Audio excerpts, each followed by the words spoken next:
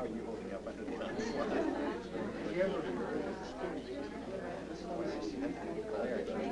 The light is absolutely horrible. I didn't mind so much when they had all of them.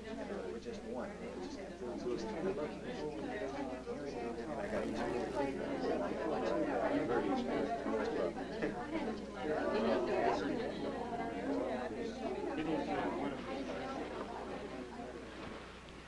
Ladies and gentlemen, it's really a pleasure to be able to welcome so many of you into my home. Not only those of you who actually are here, but also those of you who are here indirectly through the medium of motion picture film. Now, as you know, the title of this presentation is The Grand Design.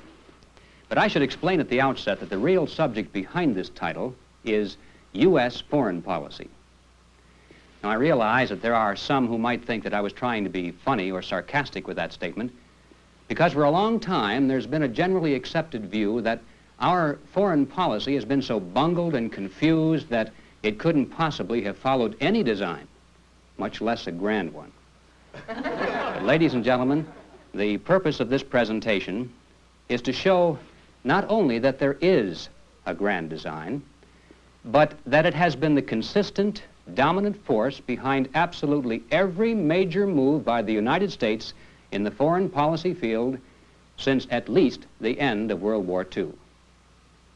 This grand design has provided the motivation for all we have done in the past, and unless some basic changes are made, it will determine everything we shall do in the future. Now, regardless of one's opinion of this grand design, it's the outgrowth of a powerful and compelling argument, a profound statement of philosophy, and a deceptively attractive appeal to reason. And ladies and gentlemen, unless we are able to counter this argument and to offer a superior philosophy, we'll continue to be like putty in the hands of its advocates. So it's important, to say the least, for us to understand what the grand design is, to analyze it in order to discover its flaws, if any, and then to offer a superior alternative if we can. These three requirements, then, will constitute the general outline of the material and the ideas to be presented here. First, identification. Second, analysis.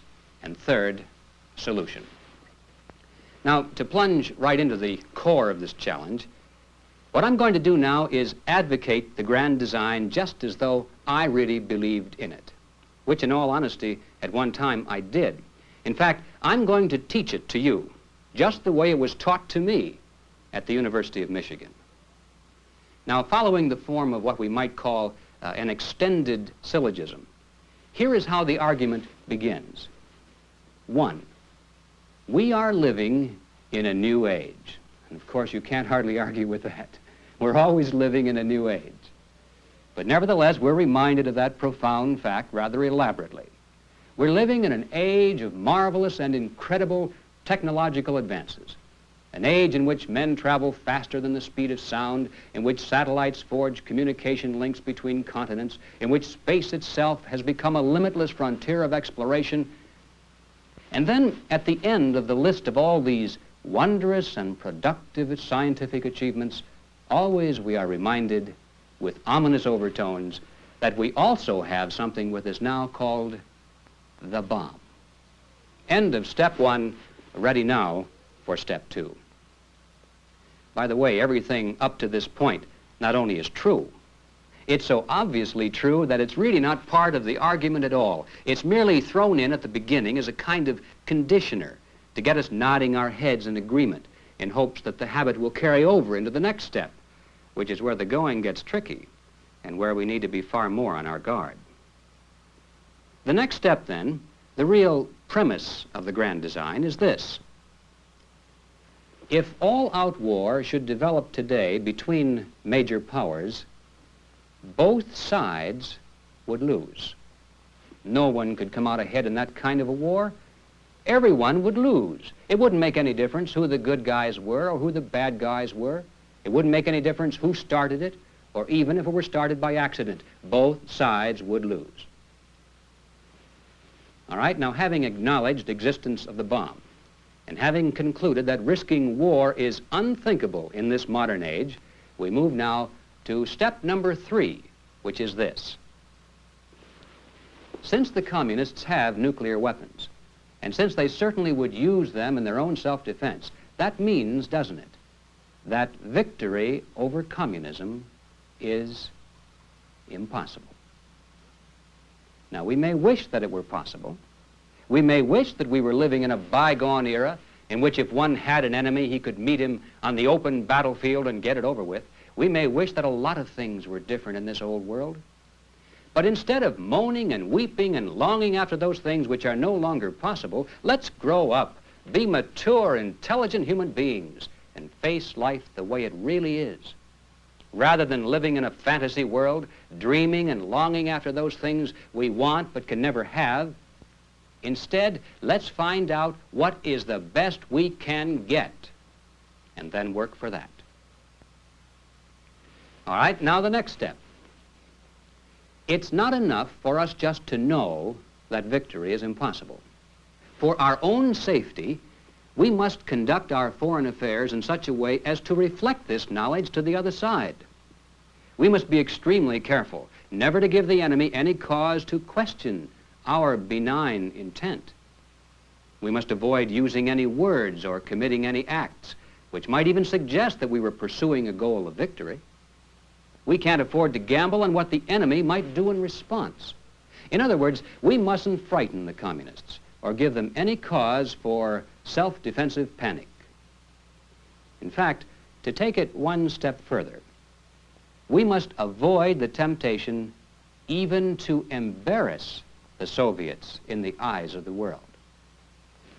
You see, the argument is that it's like being locked in a cage with a dangerous animal. You can't get out of the cage, and you can't kill the animal. So what do you do when it becomes hungry and restless? You feed it, hoping that if it's full and comfortable and contented, then it won't eat you. Well, the people who have created U.S. foreign policy over the past 2 decades view the United States as being locked in a worldwide cage with a dangerous animal called communism. We can't get out of the cage, obviously. And since victory is impossible, remember, we can't destroy the animal. So, to minimize the chances of communism turning on us, these planners not only have avoided frightening the animal with any overt moves which it might mistakenly view as a threat to itself, but they've done everything possible to keep the beast fed, comfortable, and content. It's in our own interest, they say, to see that communist regimes remain reasonably stable. If they need wheat or other agricultural commodities, send it to them. If they need industrial know-how, invite their scientists and engineers to tour our factories so they can learn how best to produce. If they still can't manufacture the goods they need, then send our own people over there to build their plants and set up their production lines.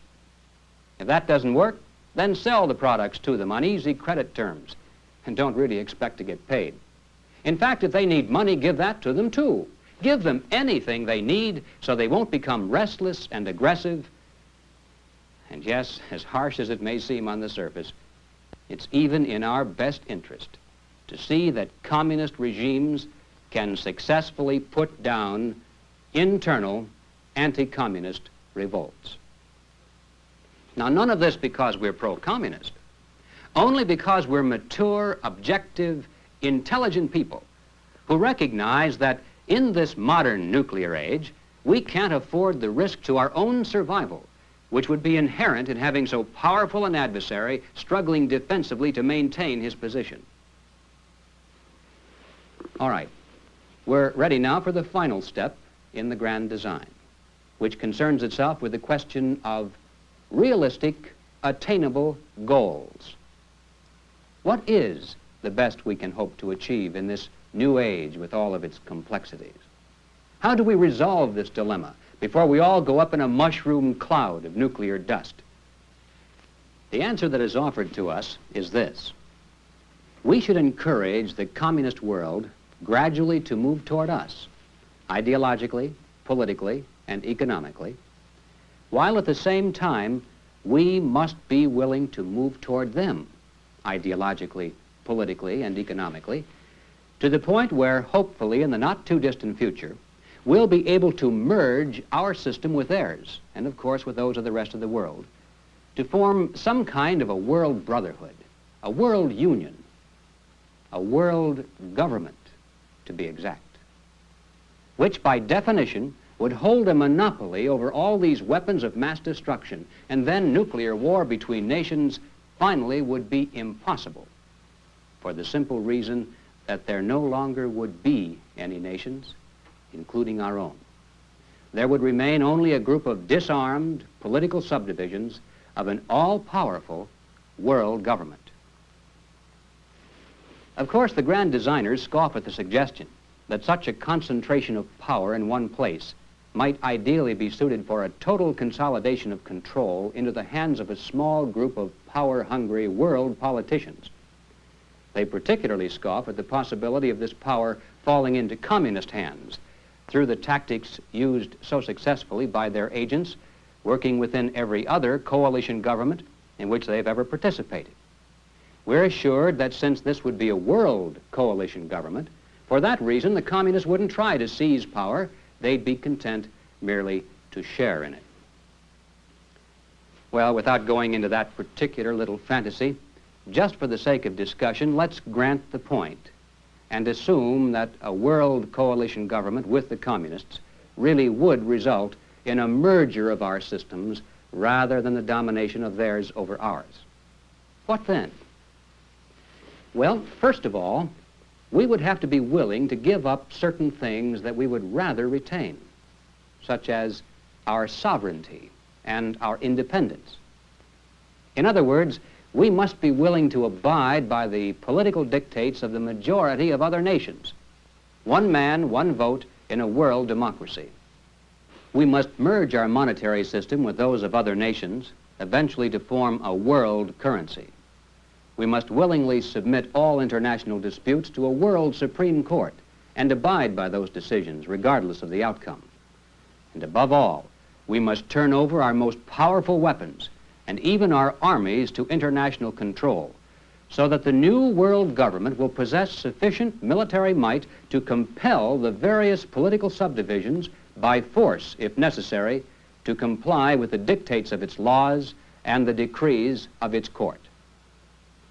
Now, to be sure, we'd prefer not to have to do any of these things, because obviously if we're going to merge with other countries, other cultures, other legal systems and political ideologies, we can't expect the whole world to adopt our way of doing things.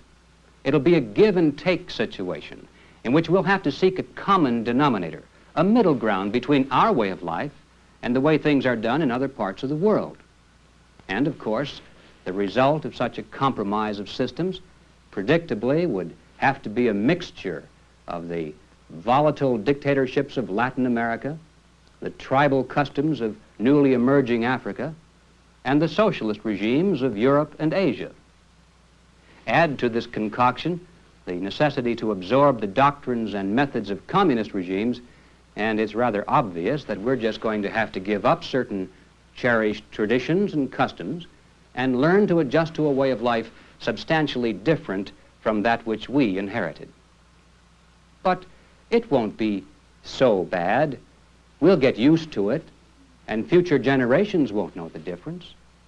Besides, we really don't have any choice in the matter. It's that or the bomb. So let's get on with the job of putting an end to our own nationhood as it has been historically defined. Now, ladies and gentlemen, the men who have formulated this grand design consider themselves to be part of the intellectual elite. In other words, in their opinion, they're just a little smarter than the rest of us.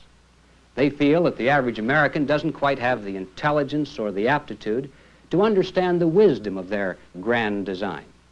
As a matter of fact, they're rather worried that if enough of the American people suddenly discovered what was really going on, they might get out of hand and insist on their leaders doing something silly, like winning for a change.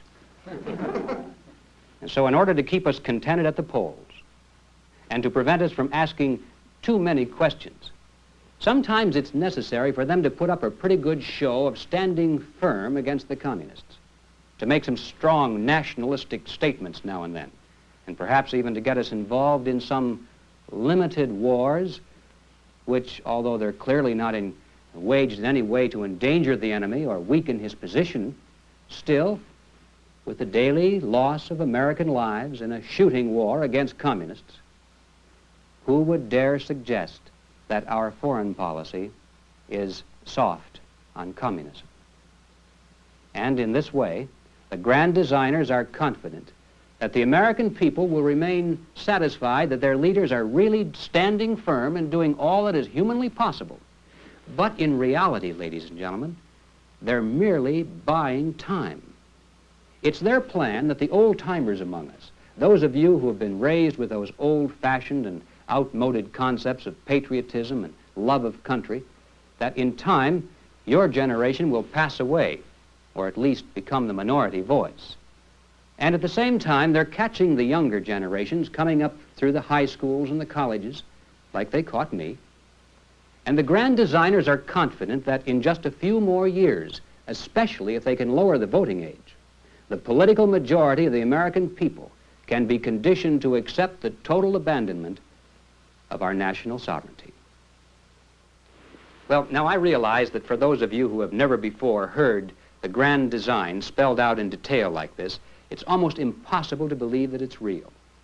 And there may be some of you who are wondering if perhaps I just haven't dreamed up all this.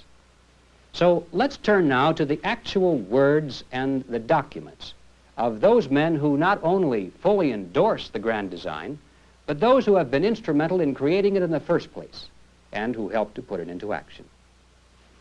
Now, I'm going to try not to bore you with a lot of long quotations, but in order to give you some idea of just how real and consistent this grand design is, I think it's necessary to offer concrete examples from a broad spectrum of American leadership and over a wide time span.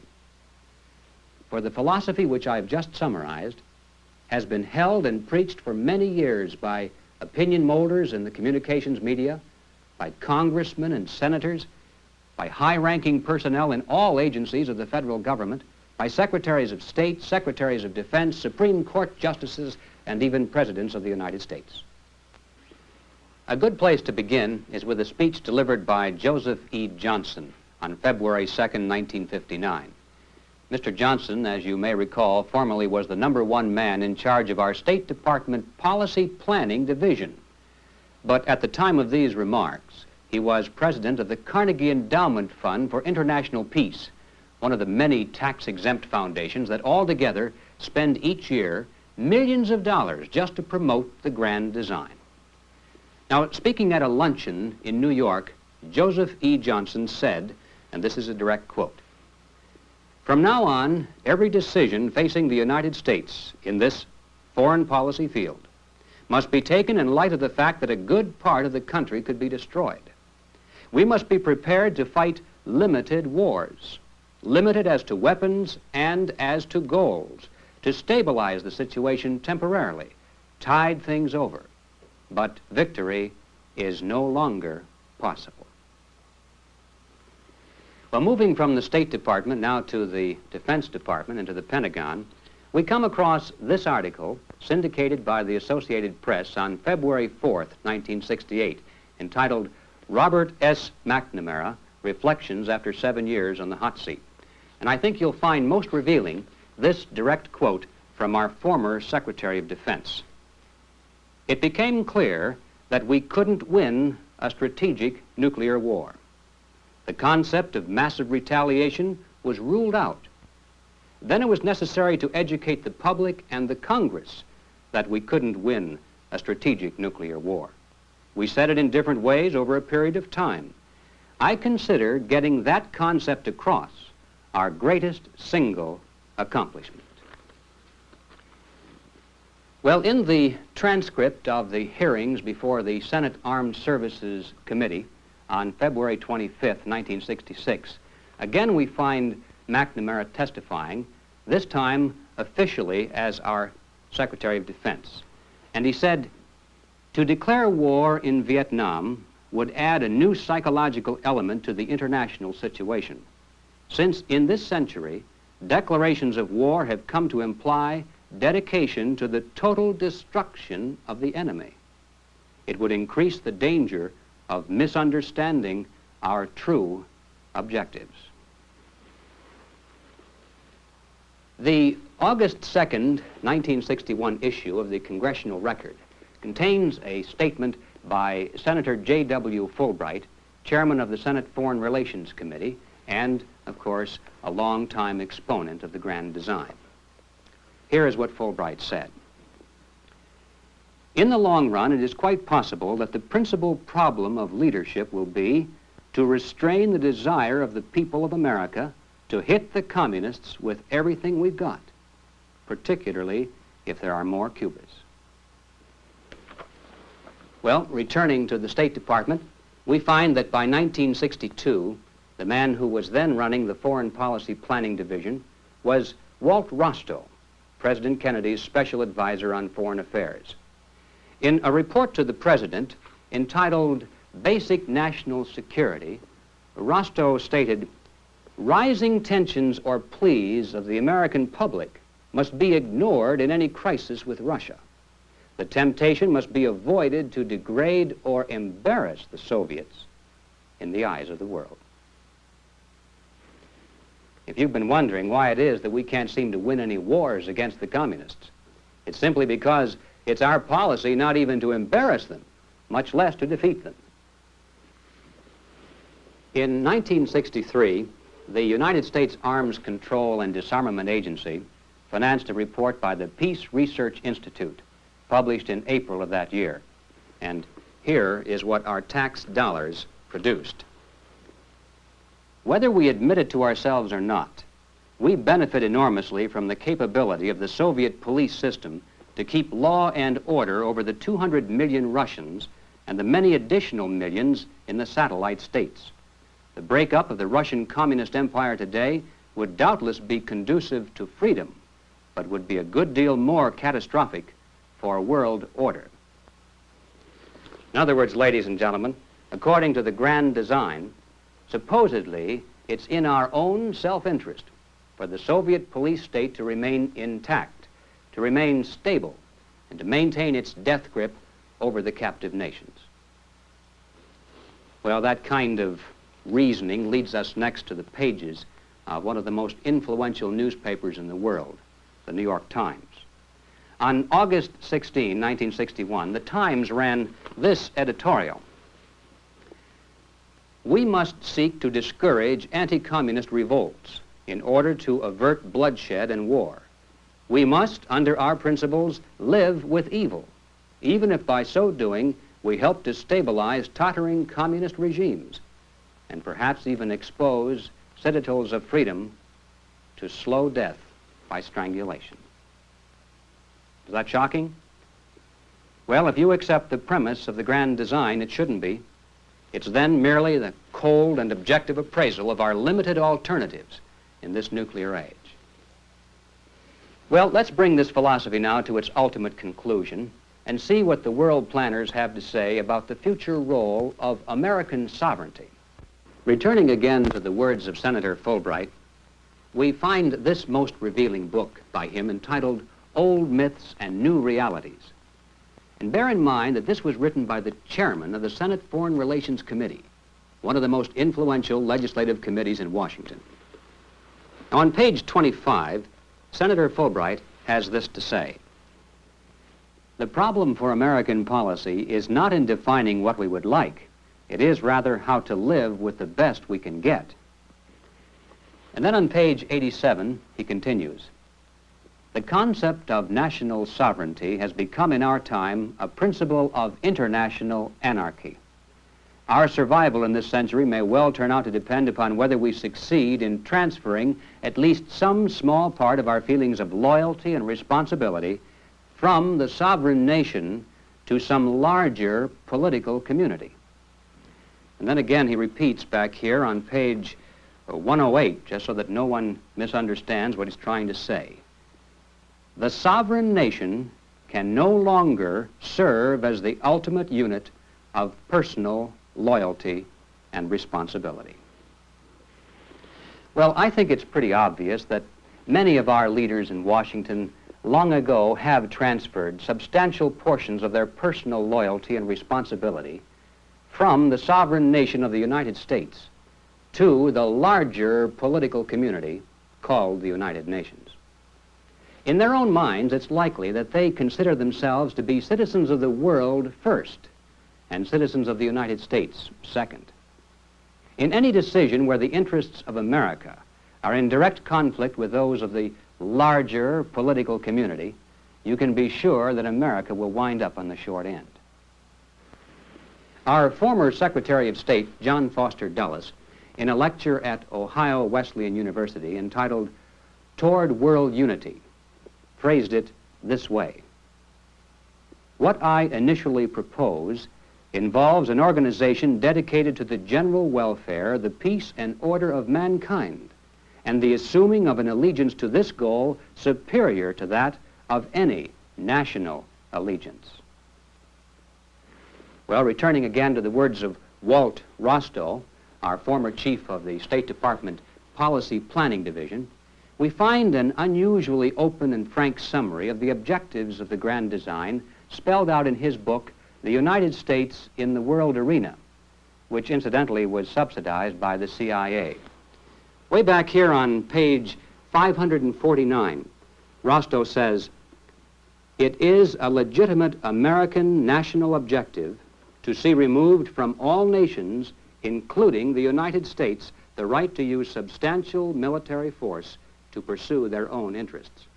Since this residual right is the root of national sovereignty, it is therefore an American interest to see an end to nationhood, as it has been historically defined." Well, Justice of the Supreme Court William Douglas wrote an essay entitled "The Rule of Law in World Affairs," published in 1961 by the Center for the Study of Democratic Institutions, which in turn, of course, is financed by another of those tax-exempt foundations, the Fund for the Republic. On page 32, Douglas wrote, "There is no reason for us to get tangled up in legalisms that march inexorably to the conclusion that total and complete sovereignty must be retained. For we now know that when that claim is pressed by all nations, everyone faces extinction in a nuclear holocaust." Well, that's a pretty precise summary of the grand design. In just 2 sentences, we're told that it's either world government or the bomb. Take your choice.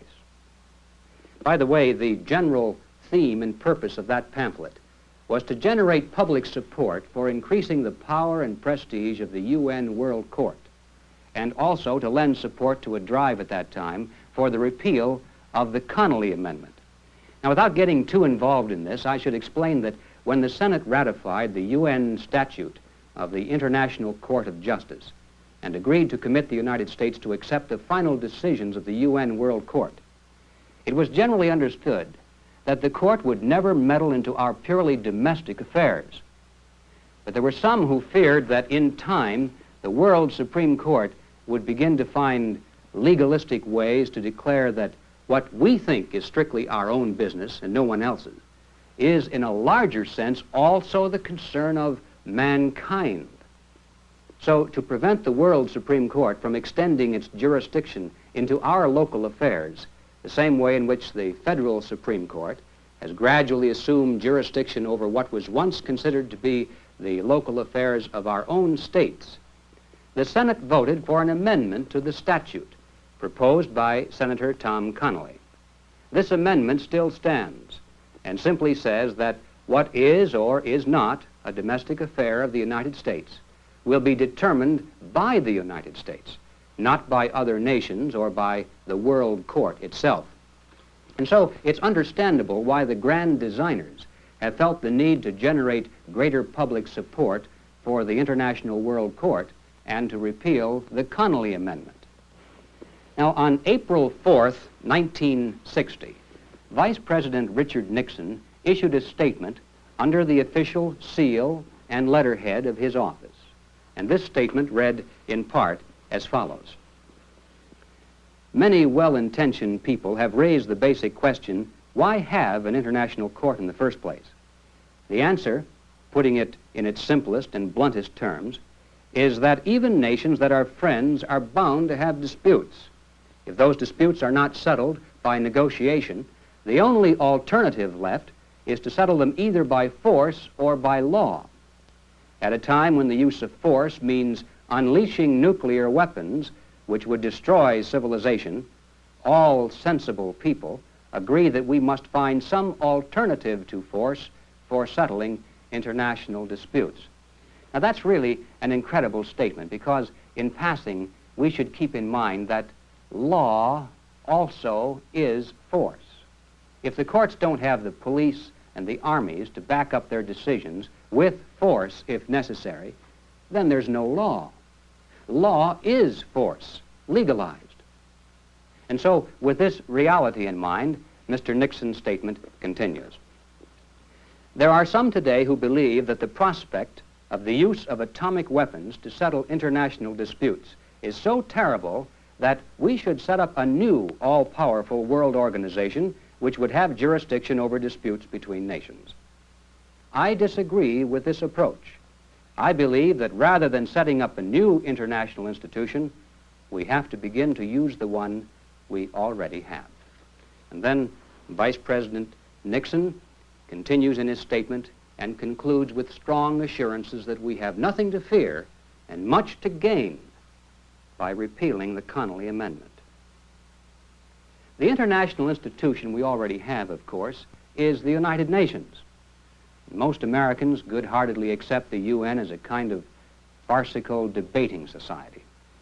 But I can assure you that the grand designers have other thoughts and plans. The May 1964 issue of the official UN Monthly Chronicle contains these glimpses into the future through the eyes of Secretary General U Thant. If we are to make the next step toward world authority and then onward to world government, it will be by the growth in authority and prestige of the United Nations and the International Court. Some form of regulatory international machinery of government, in the true sense of the word, is required. Such an authority cannot merely consist in a paper constitution and must be based in a certain degree of power. Well, a certain degree of power doesn't sound very menacing, but just how much power would it take to make the vision of a world government come true? Well, obviously, it would take whatever amount is required to be superior to that of any political subdivision beneath it. It would have to be so powerful that no nation could be able to challenge it without risking nuclear annihilation at the hands of the UN Army. But of course, if that happened, no one could possibly object, because it wouldn't be called an act of war. It would be a peacekeeping maneuver by a peacekeeping force, and the mushroom cloud would rise from a peacekeeping bomb. Now, I know this must sound fantastic to some of you, so let's get back to the record. In 1961, the State Department published Document 7277, a booklet entitled Freedom from War, and the subtitle explains what it really is: the United States Program for General and Complete Disarmament in a Peaceful World. Now, this was our proposal submitted to the General Assembly of the United Nations for disarming and transferring to the UN complete control over our atomic weapons, our missiles, and our national Army, Navy, and Air Force as well. Everything except what we might need for a limited internal police function. Now, after 18 pages of detailed proposals, we finally discover in plain language the ultimate goal of our disarmament program. And this, ladies and gentlemen, is a direct quote. Disarmament would proceed to a point where no state would have the military power to challenge the progressively strengthened UN peace force. Well, of course, 1961 was a long time ago, and it's true that State Department publication 7277 is no longer our official position on disarmament. It was replaced by this one, Arms Control and Disarmament Agency publication number 4, General Series 3, and as you can see, it's entitled Blueprint for the Peace Race. On page 33, we find the new position. The parties to the treaty would progressively strengthen the United Nations Peace Force established in Stage 2 until it had sufficient armed forces and armaments so that no state could challenge it. And so it has gone year after year, revision after revision. The basic objective of our disarmament proposals has been and is today the objective of the grand design, the creation of a true world government with sufficient military force to compel all nations, including our own, to obey. The January-February issue of Vista magazine, published by the United Nations Association, featured an exclusive interview with former President Eisenhower dealing with exactly this subject. The reporter, Mary Kersey Harvey, a senior editor of McCall's magazine, wanted to get the President's reaction to a proposal by Grenville Clark which would establish a permanent UN World Army. After outlining the Clark proposal for President Eisenhower, here is what Miss Harvey reported. The President studied the above plan quickly and, as I had expected, caught the ball and began to run with it. You'd have, he began to plan out loud, world marshals comparable to our U.S. marshals backed by armed forces. Non-compliance with UN law, and you send in the UN forces. He orchestrated this point at some length. And, too, he hammered away, the UN needs nuclear power. He bore down hard on the word nuclear. Take this example, he hurried on. You have two countries in a border argument. The UN orders the matter to be taken to the International Court. One or both of the disputants refuses to submit to compulsory arbitration. The UN, which by now has in its possession a fleet of submarines armed with nuclear warheads deployed around the world, orders one of the submarines to proceed to the area. The world is then told that if firing breaks out for any reason whatsoever, a tactical nuclear weapon will be delivered onto the disputed territory. If this threat fails to prevent armed conflict, you back it up with action. And that, ladies and gentlemen, is the grand design for preventing nuclear war. Well, that's all the quotations and exhibits that time permits, which is in a way unfortunate because the examples I've used so far have been slightly top-heavy with Republicans. If I had more time, I could balance it out and then get everybody mad at me. But seriously, ladies and gentlemen, it's just as easy to find the sentiments expressed here within the top ranks of one major party as it is the other. The grand design has absolutely nothing to do with partisan politics. These men aren't nearly as much Republicans or Democrats as they are world politicians. They've got bigger things to occupy their minds than mere party labels. To them, partisan politics is only a game to amuse the masses who crave the showmanship of big national conventions, the excitement of partisan campaigns, and the satisfaction of casting a vote in the illusion that somehow they're really helping to decide the important issues of the day. But with precious few exceptions. For the past 2 decades, the American voter has had to make his choice between Grand Designer A and Grand Designer B. It's always a source of amazement to me when I hear someone criticize our leaders for being confused in the area of foreign policy, of reversing their position, of bungling the job and not having any long-range goals. These men are not bungling the job.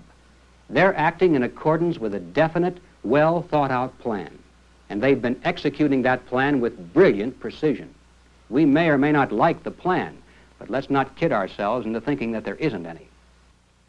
Now, I, for one, don't like the plan, and you may wonder why not. As you recall, earlier I said that when I was first exposed to the grand design, it seemed like a compelling argument.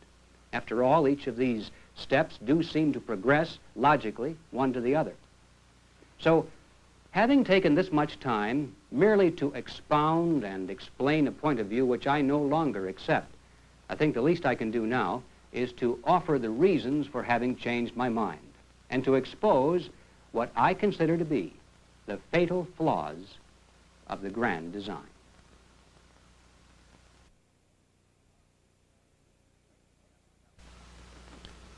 Ladies and gentlemen, there are at least two major fallacies that need to be understood if we're to overcome the arguments of containment, coexistence, accommodation, and ultimate merger with world communism. First of all, the premise behind these arguments is wrong. And you know you can't do much with a piece of logic if you start out with a faulty premise. The premise underlying the grand design is this. If all-out war should develop between major powers today, well, stop right there because we've already passed it. Back up all the way to the very first word, if. If. Ladies and gentlemen, when are we going to get it through our heads that all-out war is being waged against us right now and has been for a long time? And by all-out war, I mean total war, not just military war. We're so used to thinking in terms of the old-fashioned concepts of warfare in which the primary weapons were guns and bombs, we fail to realize that for the first time in history, we're facing an enemy that has mastered the concept of total warfare. World War III that rages around us right now is a political war, an economic war, a psychological war, a spiritual war, and a military war. But the military aspect is the least important of all. The only way that military strategy plays a role in the communist blueprint is in the form of guerrilla tactics aimed at creating internal chaos and anarchy, to create the kind of conditions conducive for the quick seizure of power centers by a small group of organized and well-trained revolutionaries. That's the only kind of military strategy you'll find in the communist manuals, whether written by Lenin, Mao Zedong, or Che Guevara. And even this kind of limited military activity could never succeed without the simultaneous waging of non-military war. The communist guerrilla bands wouldn't stand a chance of succeeding in most countries without other communists operating secretly among the people to create the appearance of popular support, operating within the communications media to generate propaganda, and operating inside the government itself to create the necessary corruption, bickering, and apparent inefficiency to prevent that government from moving strongly against the guerrilla groups. In Cuba, for instance, almost everyone remembers that when Batista fled the country, an army of over 45,000 soldiers surrendered without a fight to only about 1,800 revolutionaries under Castro. But very few people were aware that the general who surrendered these forces was himself a member of the Communist Party in Cuba, a perfect example of the non-military strategy of infiltration and treason producing an apparent military victory. The favorite weapons of communist conquest are not engines of mass destruction in the hands of soldiers wearing a recognizable uniform. They are instead propaganda, the slanted view of history, the preaching of hatred to incite civil disorder, the tactics of internal subversion, treason, blackmail, the smear, political assassination, all committed by soldiers who wear no uniform and who claim to be loyal citizens of the target country marked for conquest from within. This is how communism has spread across the globe, not with invading armies or bombs, and it's extremely unlikely that they'd abandon this non-military strategy, which has been so effective for them right at the zenith of their success. Now, without a doubt, the bomb is the most powerful weapon in the communist arsenal, but it's as a psychological weapon, not as a military one. The Soviets have gained more by using the bomb as a psychological weapon than they ever could have using it as a military weapon. Under the constant threat of nuclear annihilation, we've accepted concessions, compromises, and defeats one after another, which would have been unthinkable without that specter of a giant mushroom cloud fixed deep in our subconscious. As a matter of fact, the bomb, as a psychological weapon, is being dropped on the American people every single day. Movies such as On the Beach, 7 Days in May, Dr. Strangelove, Failsafe, Planet of the Apes. These well-produced and entertaining movies have done really a professional job of strengthening, subconsciously at least, the premise of the grand design. Motion pictures, of course, aren't the only source of this conditioning of the public mind. Radio, TV, books, magazines, and newspapers have all played more than their part. The message that has more or less been drummed into our heads follows the pattern pretty well presented in this illustrated brochure entitled "Let There Be a World," written by Felix Green.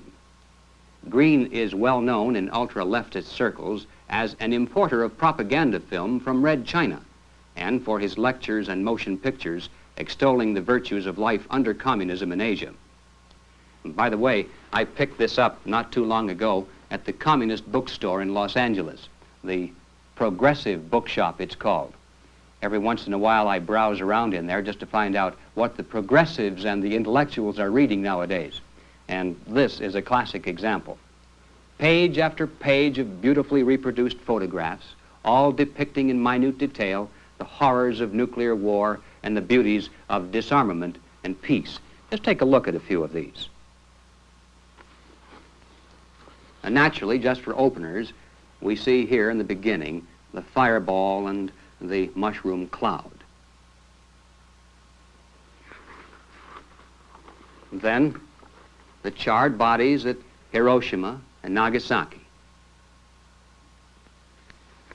Grim reminders of the pain and the suffering of any war, but particularly of nuclear war.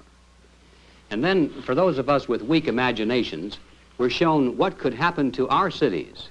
According to this map, if one of the super bombs were dropped on Manhattan Island, we could cross off everything clear out to Bridgeport, Connecticut, and fallout would take care of the rest, probably clear to California. And speaking of fallout, they have a special section here just for the ladies. Preserved in jars of formaldehyde, these are the grotesque remains after autopsy of tiny infants, stillborn and deformed, supposedly as a result of radioactive fallout. Now, what woman can look at these, or what man for that matter, without some kind of a lasting emotional reaction against even the mere thought of risking nuclear war? Well, here, rather graphically presented, is what at least is supposedly the only way that we can prevent this from happening to us. Disarmament, of course. And finally, back here at the very end, the appeal to the heartstrings. Let there be a world. It's really quite well done, I think. You have to give these people credit for knowing how to merchandise an idea. By the way, these are generally the same people who like to label anti-communists as being fright peddlers. Well, with regard to this particular book, I'm not saying that these pictures are phony or that the devastating effects of nuclear war have been exaggerated to the public for propaganda purposes, although there's now a great deal of evidence to support both of these contentions. But that's not the point. The point is that the motion picture producers, the TV commentators, and the publishers who are so creative in their ability to convey to us all the horrors of death under a nuclear bomb, for some reason never get around to portraying the fact that there are other horrible ways to die. We're shown the mushroom cloud, but not the mass graves or the torture devices that exist behind the iron and bamboo curtains. We're shown the charred bodies at Hiroshima and Nagasaki, but not the emaciated bodies of the living dead in Soviet concentration camps, or the mutilated corpses of innocent civilians hacked to pieces by communist terrorists in one country after another. It's not that there aren't pictures like this, it's just that we're seldom allowed to see them, or be reminded of them through the accepted channels of mass communication. Now, here are just two examples out of many that could be offered, two documents that have been readily available for a long time. They contain material which almost has been totally denied to the American people. The first is a government pamphlet entitled "Lest We Forget," a pictorial summary of communism in action. It consists primarily of photographs smuggled out of Eastern Europe, providing documentary proof of communist atrocities committed in those lands in order to liquidate anti-communist opposition and to terrorize the people into submission. Now, there's no professional touch here, but the pictures still tell the story. We have the mass graves, the soundproof torture chambers,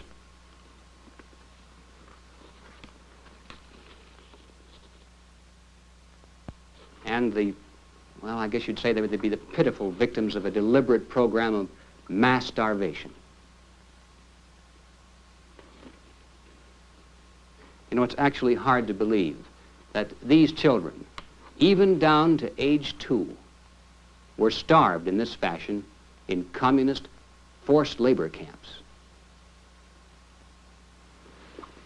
Well, now the other example is this pamphlet entitled On the Morning of March 15th, and it consists of photographs and factual descriptions of the results of a communist terrorist raid in northern Angola on the morning of March 15, 1961. Over 200 Europeans and 300 Africans were murdered on that one day alone. Over 50 widely separated places along a 400-mile front were attacked almost simultaneously. In most places, every man, woman, child, and infant, every living creature, even the cats and the dogs, were killed in the most brutal and sadistic manner imaginable. Now, here are some of the less nauseating photographs, which hardly need description.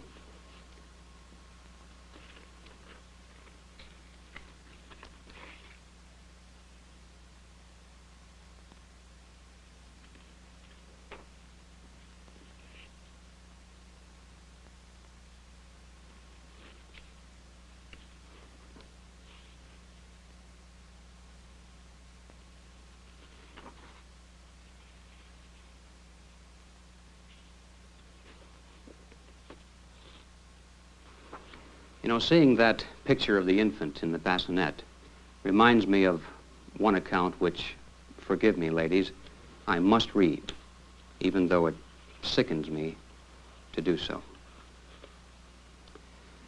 A group of some 400 terrorists attacked the experimental farm at Mabridge. One of the few survivors of this attack, Manuel Lourenco Alves, relates what happened. The assault began at 6 in the morning, and all the houses on the farm, whether they belonged to Europeans, Africans, or mulattoes, were attacked simultaneously. The women were dragged out of their houses together with their children. In front of the mothers, the terrorists then proceeded to cut off the legs and arms of the children, and then started to play a grotesque game of football with the twitching bodies.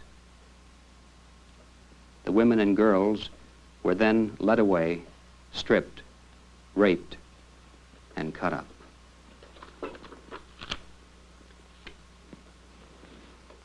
Ladies and gentlemen, I've discussed these scenes and shown these pictures, not because of any desire to be sensational, believe me, but merely to help balance the scales of our judgment, to emphasize the almost forgotten fact nowadays that there are other horrible ways to die. Ways, as a matter of fact, that make the instant flash of a nuclear bomb seem merciful by comparison. And keep in mind that these other horrible ways to die are not the result of an event that happened almost a quarter of a century ago. We're talking about events that are happening right now to thousands of helpless human beings somewhere every day, millions every year. And we're not examining the unfortunate byproduct of an effort to bring an end to a long and bloody war. These incredible acts of brutality are the deliberate, premeditated works of men whose sole purpose is the destruction of human life and human values. But we're so saturated with peace propaganda and the specter of the mushroom cloud that we seldom have occasion to ponder these facts. And because of this one-sided exposure, millions of Americans have been conditioned, without their even knowing it, to fear the horror of nuclear war far more than they fear the terror of a communist peace. The communists have been winning this war because they've mastered the art of total warfare, while we've been conditioned to cower in fearful expectation of a war limited only to weapons of mass destruction. And so, the premise of the grand design starts right off with a faulty assumption. Instead of wondering what might happen if all-out war should develop, we must wake up to the fact that we are in an all-out war right now for our very survival. And instead of allowing ourselves to become afflicted with a nuclear war fixation, we must recognize that because communist strategy is what it is, the chances of this war ever involving an exchange of nuclear warheads is so remote as to be almost incalculable in the overall equation. But that isn't all that's wrong with the grand design. Another fallacy that needs to be exposed once and for all is the absurd conclusion that victory is impossible. Ladies and gentlemen, victory not only is possible, it's inevitable. Let me repeat that because it's so important. If you remember nothing else I've said, remember this. Victory not only is possible, it is inevitable. The only question is, for which side? It's inconceivable that the forces of freedom and the forces of slavery can coexist side by side indefinitely. One or the other is going to triumph in our lifetime. And if you want to satisfy your curiosity as to which side it's going to be, all you have to do is take a piece of paper and a pencil and a graph paper and mark off one side with the year starting 1945. On the other side, using whatever measure you wish, mark the relative level of prestige, power, and influence of the United States and of world communism. Chart the progress through the years right up to the present, and I think you'll find the resulting bar graph to be highly instructive. With hardly any deviation in the line, the power of world communism has been moving steadily upward, while that of the United States has been moving and sinking from one new depth to another. Take a ruler, then, and project both of these lines into the future, and you can see in very graphic form that unless there are some drastic changes in U.S. foreign policy, a policy that's been followed consistently by all administrations and both political parties since 1945, we are going to lose. It's as simple as that. Now, don't misunderstand me. I'm not a prophet of doom. I'm not saying that we're going to lose. I'm saying only that in order for us to have any chance to win, we must first wake up to the reality of that grand design that is U.S. foreign policy, and then we must set about to change it. And that, of course, leads us to the third and final question: change it to what? Now, ladies and gentlemen, you'd better hang on tight for this next part, because I know from experience that the ground ahead gets pretty rough in places. Some of you are going to be shocked, and the rest probably scared right out of your wits, because I'm going to propose my own grand design. I call it the grand design for victory, and it's not for the faint-hearted. Step one in my grand design for victory is the premise that we must be captains of our own ship. We must restore our military, economic, and political independence from the strangling entanglements of that budding world government called the United Nations. Instead of phasing out our best weapons, we should phase out all disarmament programs and those who propose them. As we should have learned at Pearl Harbor, disarmed and militarily unprepared nations are far more apt to become involved in war than those fully prepared to strike back. The best way to preserve the peace is to be prepared for war. And the best way to end the arms race is to move so far out in front that it ceases even to be a race.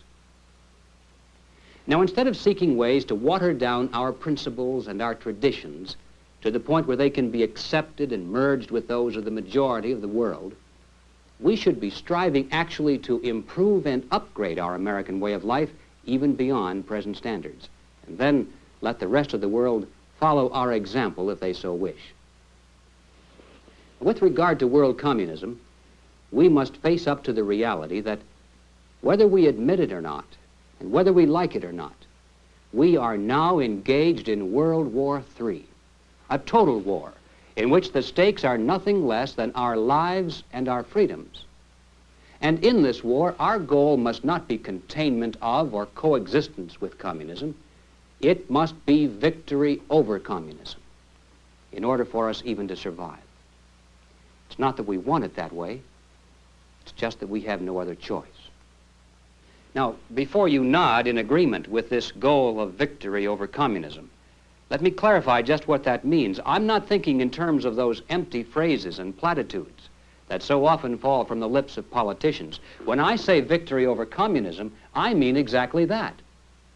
Wherever the communists choose to advance by overt military force, whether that force manifests itself in the form of a Berlin blockade or a Vietnam guerrilla war of so-called national liberation, no matter what form it takes, it must be destroyed immediately by superior military force.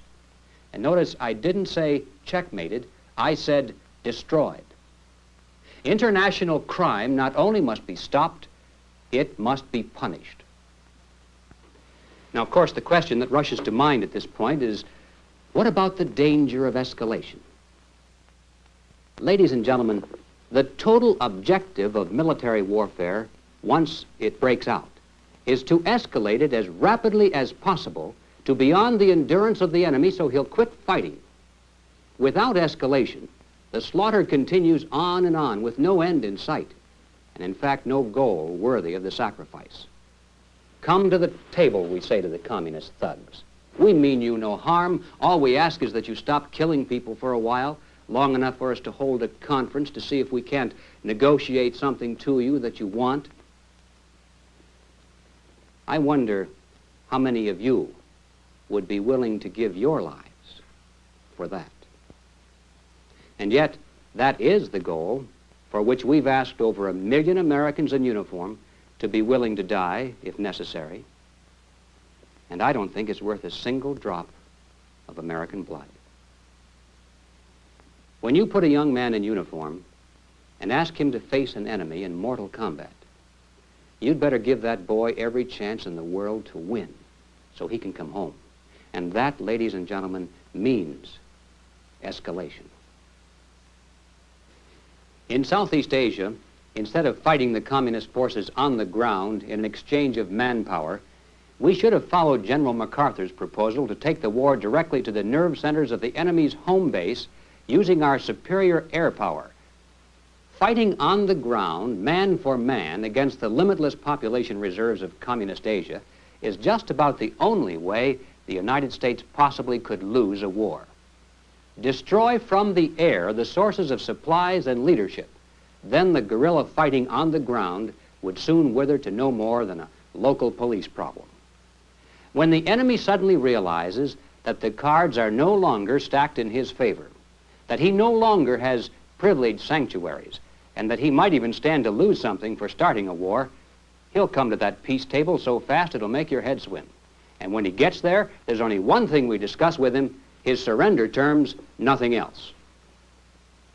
Now, any serious plan for victory over communism must recognize the need to accept the help of all willing and trustworthy allies.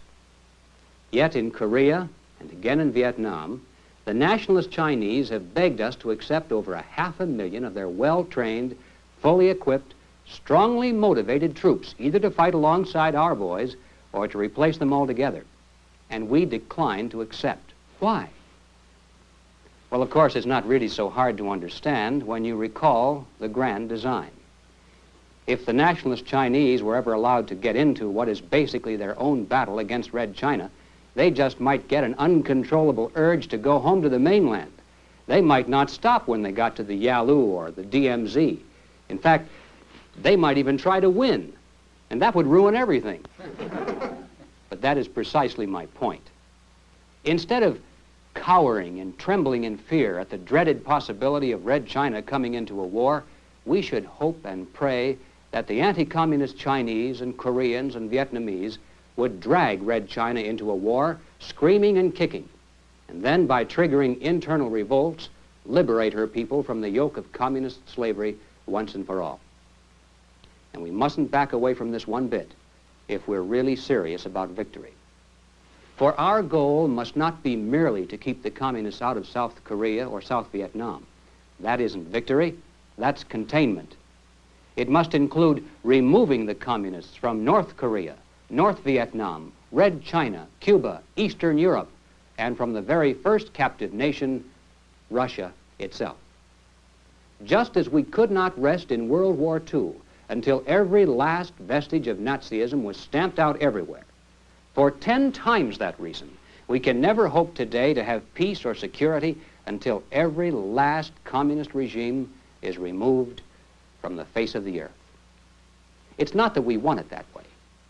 It's just that we have no other choice. Now, ladies and gentlemen, if this sounds risky, it's because it is. Let's not kid ourselves. The proposal I have just outlined is very risky business. The only thing more risky is the grand design we are now following. For if we continue on that course, we have no odds at all for our survival. Now, this doesn't mean that we have to invade all these countries with soldiers. And it certainly doesn't mean that we should go around dropping the bomb on everybody. And if you're thinking that this is what my proposal implies, then that's a pretty good indication that you're still thinking in terms of old-fashioned warfare. Now, it's true that occasionally, whenever the conditions seem ripe, the communists do resort to brute force and semi-military tactics to advance their cause. When this happens, then the contest clearly must be won with military means. But because of the very nature of communist strategy, these hotspots never have and never will be more than diversionary tactics to implement the larger strategy in the total war, which is predominantly non-military. Just as we are losing this war through non-military means, if we ever hope to win it, we'll have to do so through exactly those same non-military means. Let me give you a few quick examples of how this can be achieved. First of all, and the most obvious of all, we must stop all trade and aid to communist regimes. Let these so-called socialist paradises try to exist on their own unproductive and bureaucracy-bound systems for a change, without being able to run to Uncle Sugar every time they're in trouble and see how long they'd last. I don't think that they'd last 2 years. Now, secondly, I propose that we recognize all communist regimes. Recognize them, that is, for what they are, our mortal enemies. And if we do that, then we withdraw diplomatic recognition from them, no longer invite their leaders to dine in the White House, and we send their espionage agents posing as diplomats packing from our shores. Now, our non-military strategy for victory over world communism must take into account that our strongest allies and our greatest army already is within the enemy camp. But these captive peoples behind the iron and bamboo curtains have learned the hard way that although American leaders talk a good line about world freedom, when the chips are down, they don't deliver the goods. Do you want to meet some bitter people? Talk to a few Hungarian refugees or some Cubans whose loved ones were abandoned at the Bay of Pigs. I'll never forget one conversation with a young Hungarian freedom fighter. He described how for months prior to the revolt, American radio transmitters in Europe had been beaming broadcasts into Hungary, encouraging the people to revolt and promising full support. Now, to men and women who are fighting for their lives, full support does not mean moral support and good wishes. It means guns and ammunition. And so when the revolt finally broke out, this young man told how sure he and his friends were that America would come to their help. After all, we promised. Each day, they'd radio a desperate plea to the free world for military supplies, particularly bazookas and hand grenades, something that would be effective against Soviet tanks that were then forming an iron ring around Budapest. And then they'd go to the airport and wait. Finally, on about the 4th day, an American transport plane circled the field for landing. And when they looked up and saw that big, beautiful American star on the side of the plane, he said they began to cry like babies, because at last the Americans had come through. When the plane landed, they were so anxious to find out what kind of weapons had been sent, they scrambled aboard and began to pry open the wooden crates with their bare hands. And do you know what they found? Powdered milk. They were stunned. They couldn't believe it. And then one of them got the idea that maybe the Americans had been clever enough to camouflage their shipment by hiding hand grenades or at least bullets inside the cans. And so they got a can opener and began desperately to open one can after another. But each was the same, powdered milk. Well, actually, it was disclosed later that at the same time we were declining to offer any real help to the Hungarian freedom fighters, our State Department sent a communique to communist Yugoslavia, and thus indirectly to the whole communist world, that made it clear we would not take any action to prevent the Soviets from putting down this revolt in Hungary. The message read as follows: the United States looks with disfavor upon governments unfriendly to the Soviet Union on the borders of the Soviet Union. And since Hungary lies on the border of the Soviet Union, with that assurance of non-intervention from the United States, the fate of the freedom fighters of Hungary was sealed. But returning to the young refugee telling the story, after describing the scene at the airport, he looked at me and he said, "When we needed your help, you chose instead to be friends with the Soviets. My people will never trust the United States again, or at least as long as the American flag flies over your embassy in Budapest, as a reminder to us that your ambassador of goodwill continues to exchange cordial greetings with our hated masters. On the day that you lower your flag and call home your ambassador, on that day, my people will fight again." And these are just about his exact words. I've had reason to reflect on that statement many times since, and I've come to the conclusion that if the captive peoples behind the iron and bamboo curtains were ever given any reason to believe that we were really on their side, instead of seeking an accommodation with their masters, it's my conviction that they would take courage, rise up as one, and topple their communist regimes the same way they were imposed in the first place, from the inside, and we wouldn't have to fire a shot. But we do have to stop helping the communists.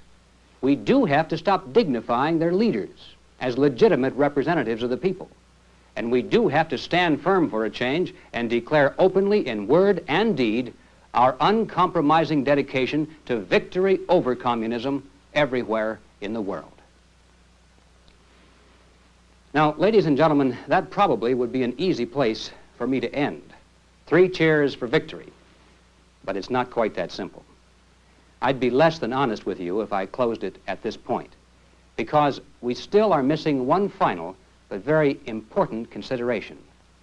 Even though it's true that the bomb is primarily a psychological weapon today, and even though the chances are microscopically small that the bomb would be used in either our victory or our defeat, nevertheless, we can't entirely rule out the possibility. No matter how remote, it still exists. So now what is our position? Do we give up the whole idea and return blindly to the hope that somehow we can coexist, at least for a little while longer, so we can enjoy life to the fullest in the time we have left? I think not. I have too much faith in the American people once they fully understand what the choice is. Putting it very bluntly, ladies and gentlemen, if we are not willing to risk our lives, our beautiful cities, and all the material things which we value for those principles in which we believe, then how can we have the audacity to send our sons into a foreign battlefield and ask them to give their lives for those principles? Are their lives any less precious than ours?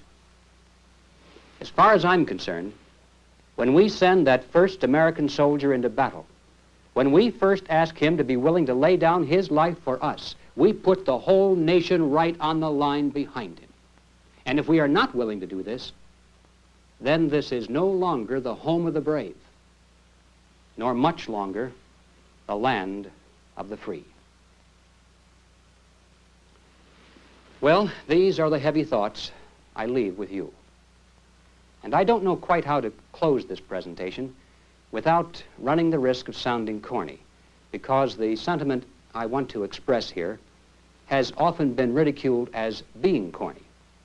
But to me, it's far from that. It's an article of faith that needs to be reaffirmed in the public mind openly, without shame or embarrassment. And it's simply this. As Americans today, we are truly a privileged people in a privileged land. But with our blessings come responsibilities, and with responsibilities come risks. The challenge of our time is that we must accept both the responsibilities of our blessings and the risks involved in defending them for ourselves and for future generations. And we must do this without hesitation if we are to be worthy benefactors of that precious heritage of freedom passed on to us through the epic sacrifices of those who have gone before. Now, that is not flag-waving, and it is not cliched patriotism. That's a simple statement of the obligations of citizenship in this glorious land, our land, which with God's help we shall preserve.